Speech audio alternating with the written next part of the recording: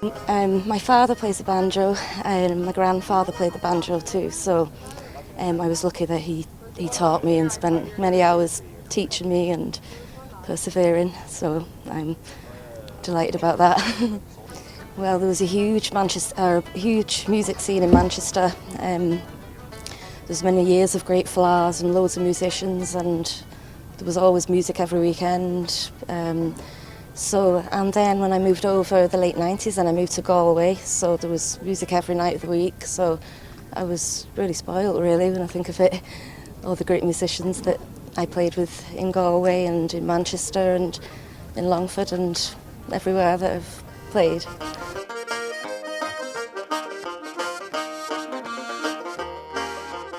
They're all great memories really, I have to say, every one of them. I didn't play for a good part of the beginning of the lockdown, I suppose, with the shock of everything, and but most recently now, certainly in the last since I found out about this, I've been playing non-stop. So I'm absolutely delighted and over the moon, and was completely shocked, and it's fantastic. It's great for going forward. I'm delighted. Thank you.